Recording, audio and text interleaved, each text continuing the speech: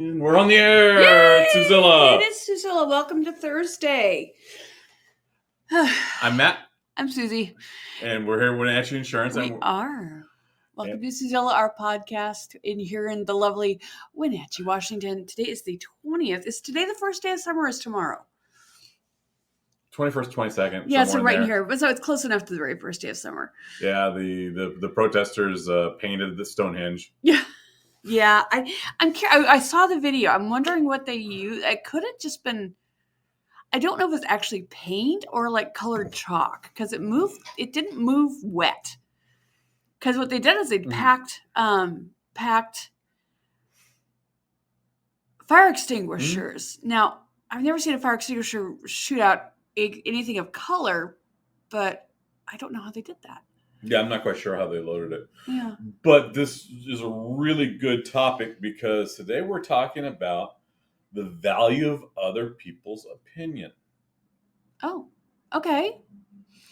That's okay. And it's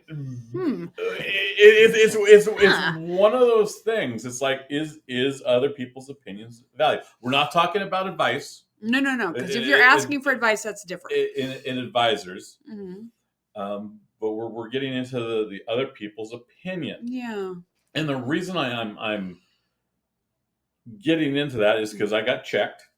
You did. I did get checked, and it was by someone's that I value their opinion. Mm-hmm. It was yeah. Go on. Sorry. And it's one of those important moments of self-reflection. It's like, hey, there's this whole deep, rich history that this is pointing out.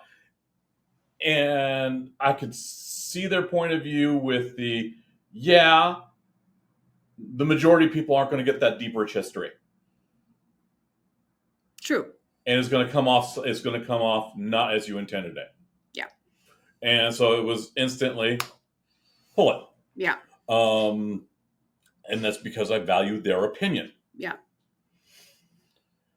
And that was one of those important aha moments because it's like one of the things is commonly the last 6 years or so, there's been a disregard for other people's opinion. That's an interesting statement because that's one of those whole big things about, it's just my opinion. Well, your opinion's, sexist or racist or bigoted or. Well, okay, I'm talking other people's opinion. I'm not talking self-opinion or yourself. I'm talking other people's opinion. So, okay, you're going to... And the reason why I'm doing that importance of, hey, this is kind of important, is because we started doing insurance because of someone else's question and their opinion of what was going on. And we've consistently bumped up against that opinion. Yeah, that's true. As advisors. Yeah. And at the same time, we've incorporated stuff into how we do business because of other people's opinion to be a better business. Okay. Okay. And is some of it's needs, some of it's opinions. Yeah. And some of it we will rub someone the wrong way. Oh yeah, and that's just gonna happen. It happens, and at the same regards, because we have this value of other people's opinion, we're able to progress and move forward. Well, it's we take the opinion and decide what we want to do with it. We're not going to take someone's opinion and change everything because of one person's opinion. But we can take that into account. Because we've had people who are of the opinion that we're just, evil. Oh yeah, for the taking care of immigrants with health insurance. That's a really good one. Yeah, I mean, we've actually had death threats over that one. Yeah, which is floored me because the opinion of that person was that people coming into our country without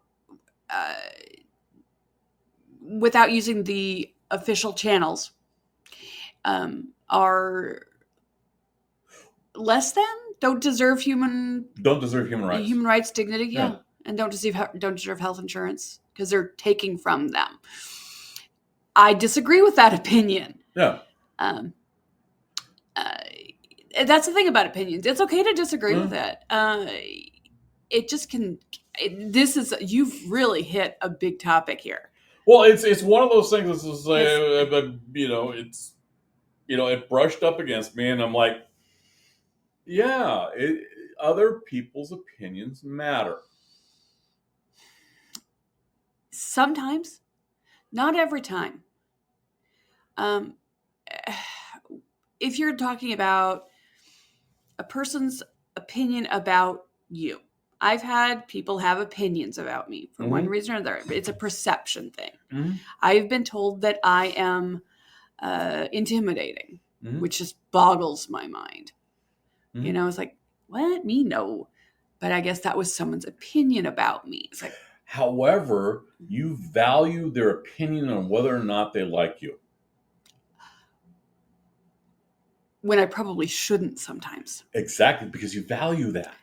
Well, maybe I shouldn't value it. But that's. But you have to decide what to value and what not to value. That's hard. We're not talking, pineapple on pizza. We're talking pineapple on pizzas versus shrimp on pizza, because there's some people that are allergic to shrimp and it'll mess them up. There's people who are allergic to pineapple, but that's neither here nor there. Yeah, but that's kind of the difference. That's not an opinion, though. A shrimp on pizza could kill you. That's a definite. That's a fact. That is a hard boundary. Yes. Ooh, there you go. Boundaries versus opinions. And the reason why that boundary is there is because it's harmful. Okay.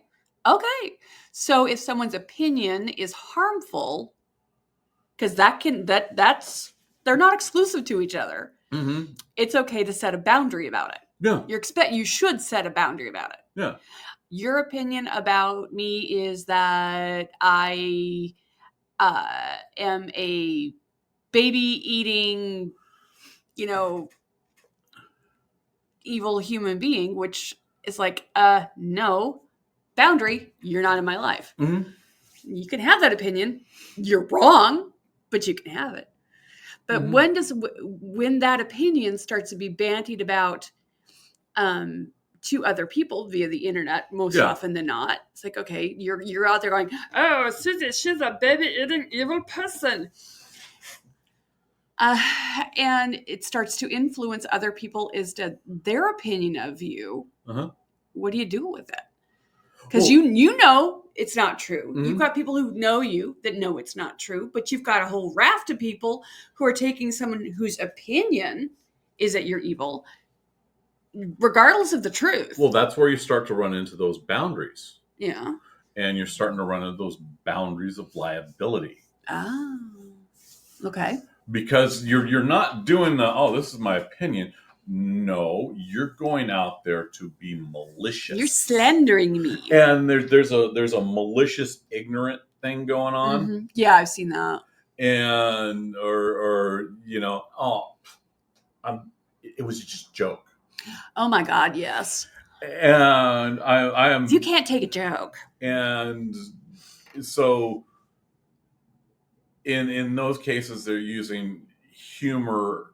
Weaponized humor, but that's not humor. Mm-mm. Humor is not malicious like that. Humor is where it's a community thing where people laugh, and if someone's not laughing because they're being made fun of, you have to take another look at that. Yeah, and that's why I'm like, others not being valued there. So here's an interesting question. Speaking of comedy, so you've got comedians who hit hot button topics on a regular basis. Yes, and in front of audiences, and they often laugh. Mm-hmm. And sometimes it is at the expense of a specific group of people. Mm-hmm. Is that good, bad, or good or bad, or what? I mean, it's performance. Maybe it's not their actual opinion. Maybe it's just a bit of, performance art. What do you do with that? Performance art like that, you're excluding someone by making fun of them. Yeah. You're driving them out. You're shunning them. You're ostracizing them. Okay, so that's your take on that. Okay, and that is my take on it. I really like. What was it? Julie Louis-Dreyfus. Julia Louis-Dreyfus. Yeah. Yes. She's come out and said, this whole, woke versus comedy thing is not a thing. It's just you guys are not adapting to the times. You're bad writers. Oh, good for her for that. I didn't see that. I really appreciate that. So she's butting heads directly against Jerry Seinfeld. Yeah, because he got the whole he basically boomed. Yeah, and it's very important to, on that stage, read the audience. Mm-hmm. Absolutely. Well, Richard Dreyfuss failed dramatically to read his audience. I missed that one. Yeah, he kind of, I don't know what the heck is going on in his little brain, but he pulled a big boomer. Mm-hmm. Yeah, and I know I'm categorizing. I should stop doing that. Mm-hmm. He pulled a big gaffe. He came out. It was a movie premiere, like Southwestern, one of those film festival situations. I have to go back and find out where. But he decided he was going to come out in drag and make fun of transgender folk. So that might be his opinion, but boy, he did not know his audience. Well, and it's not just the audience. That's not comedy though. No, it's not. He thought, but he thought it was funny. He thought he was performing comedy. He was not. He was just being an ass. Okay. That is one of those. But yeah, I'm sure he thought he was making a point and being funny. Hmm. I don't know all the details. I just saw an article that I read and saw that this had happened. It's like, wow, you really just. Yeah. Now, one of the things on that knowing your audience is sometimes there are what are in jokes. True. Private jokes between small, either couples or small groups of individuals that completely are missed by outsiders. Yes. And absolutely. We have in-jokes. Yeah. We have things that never are discussed outside of our living room because it would be completely misconstrued. Yeah. And everyone's got those. You need to be aware that when you say these things, if you're being rude or crude or insulting, you need to be aware of what you're doing. And that's part of the deal. Because, I've been rude, crude, and insulting. But I also am very careful to make sure it's in a protected space so I'm not hurting anybody else at the time. Mm-hmm. And being aware that what I'm saying is wrong. And you're acknowledging other. Yes. And that's an important trait. There is no way that you can operate a successful business without acknowledging other. True. Well, sometimes the acknowledgement is negative, though. That's not successful. No, I didn't know. You're right. It's not a successful business model. Excluding the other is not generally a successful business model. That's if you're running that exclusion, you're running a scam. Okay. An emotional based scam. That's an interesting take. Okay. Because what you're doing is you're pumping up someone's outrage to drive. And it's only driving using that hatred for other to extract money. Oh, okay. So if you've got a political situation or a religious situation that's culty, because it's often a cult in that situation, that's the exclusion of other. It's the same energy of a lynch mob. Oh yeah, very much. The group think, the mob mentality. Yeah, except you instead of the physical violence, you'll get financial and emotional or emotional violence. Yeah. That on the same token, you can do. Isn't that kind of the same theory behind boycotting? No, you don't think so? Boycotting an industry, a company, for example, because they do something that you don't like. A clear boycott is you're establishing boundaries. Okay. You're saying, hey, you know what? You crossed the boundary here. I'm going to stop doing business until you've changed. Okay. I choose not to do business with you because of this boundary that I've laid, which is a good thing. You should have boundaries. Yeah. I've had to lay down boundaries. It took me a long time to figure out boundaries. I still have trouble with it sometimes because I'm a people pleaser, and which is one of my flaws. You value people's opinion on whether or not they like you. Again, it's a flaw. Mm-hmm. I acknowledge that about myself. But yeah, boundaries are it's not always easy to determine where your boundaries are versus, Oh yeah, and this whole value of other people's opinion gets particularly muddy when you start to go to experts for advice. Yes. And you mistake an expert giving advice as an opinion. Okay. So if someone comes to me and says, which is the insurance policy I should look at? And you're like, okay, based on your needs, I think this is the right policy for you. That's advice versus an opinion.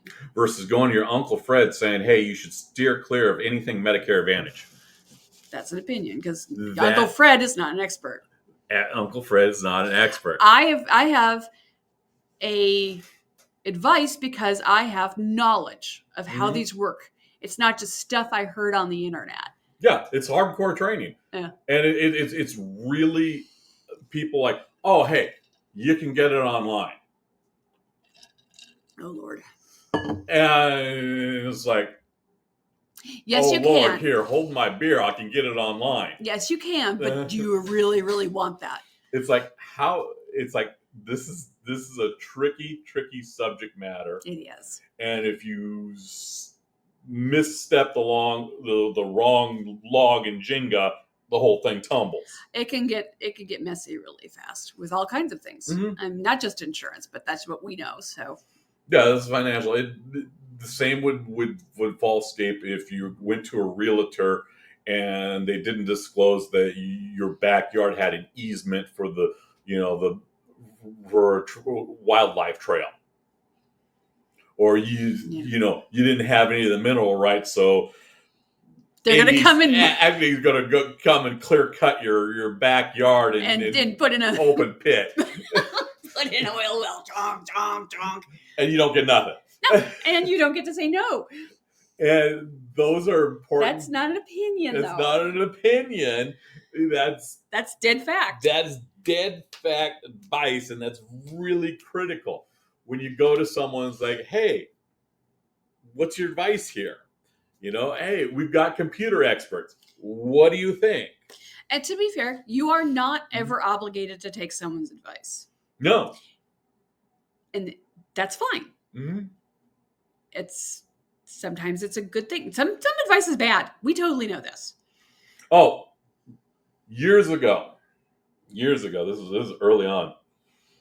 I quoted someone, and they said, it's too expensive. And I went down the street, stripped down state minimum.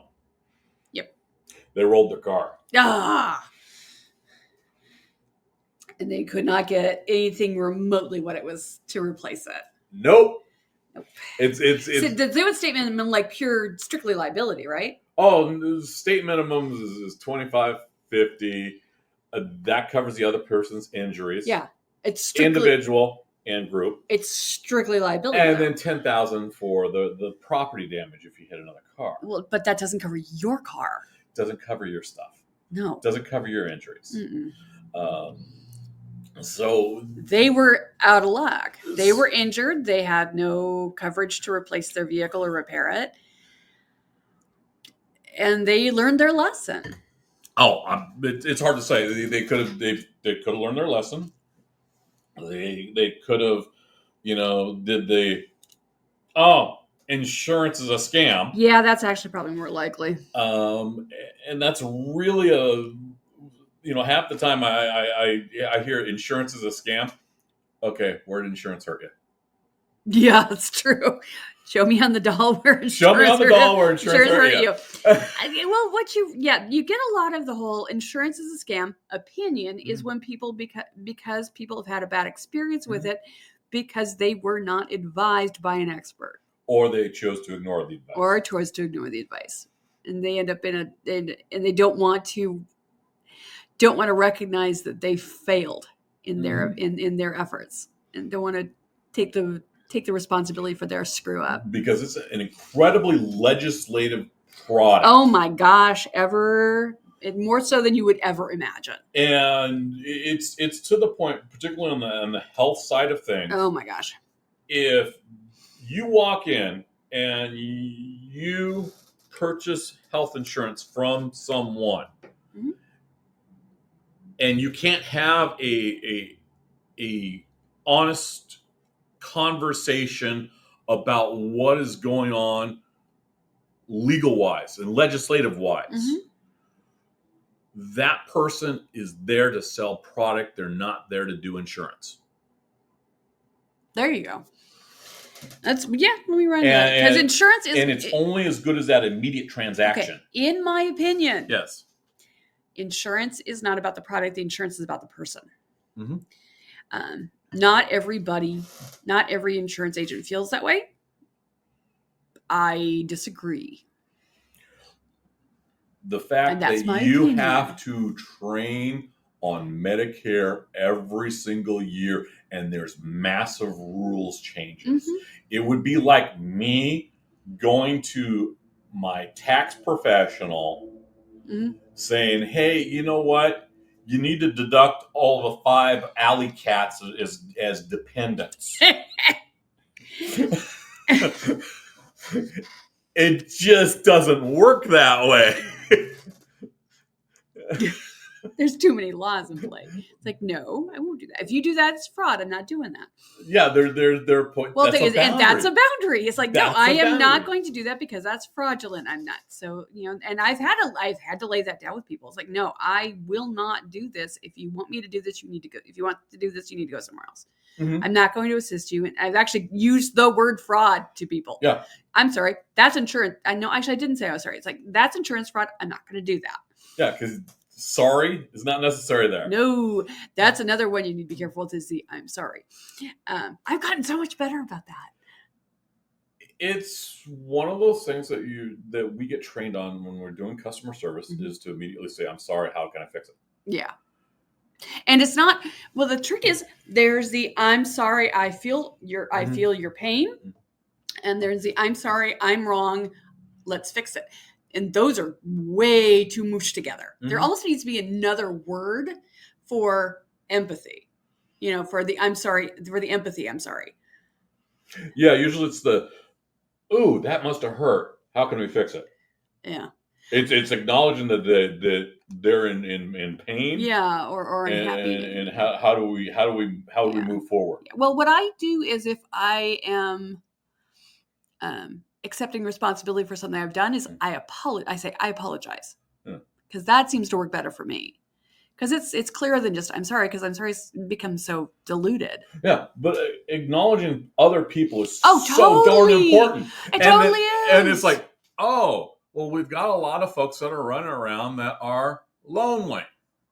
Okay, how do they value other people? Do they value other people's opinion, or is it screw your feelings? That's an interesting question. It's why it's kind of the loneliest question. Are other people's opinions valuable? And if you say no, okay, cool. Are you lonely? That's interesting.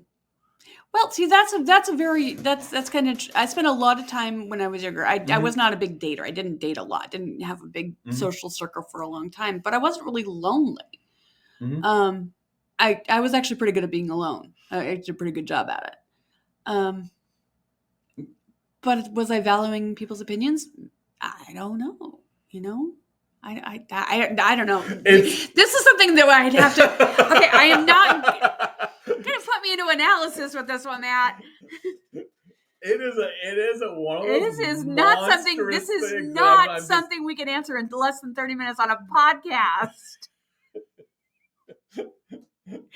Oh my gosh. You're breaking my brain. Well, yeah, I regularly break my brain and I know it's not a bad thing. try to figure out, and that's a good thing. And that's, I mean, one of the things we're doing is we're giving you our opinion, and you don't have to listen to it. You don't even have to turn on our podcast. You don't have to respect our opinion. And I guarantee it's not new. But you know what? If you listen and you think we're making some sense, good. Maybe you can take what we've learned and work and help your life. If you think we're a bunch of jackasses just blowing smoke, okay, that's your opinion. Mm-hmm. Do I value your opinion? Yes, I do. Do I care that you think I'm a jackass? No, I don't. There's a difference. Well, is there a difference between valuing opinion and caring about it? Yes. Yes, there is a difference. There is. And I think that boundary is that filter. Okay. So here, I'm going to go back a page here. The word value. Mm-hmm. When you're saying, okay, I value your opinion. Mm-hmm. First thought is, I think your opinion means something. What you think means something to me, and I should take it. I should listen to it and take it in and go with it. Value. When you value someone's opinion, you are deciding whether or not it's something you want. There's good value and bad value. There's an act.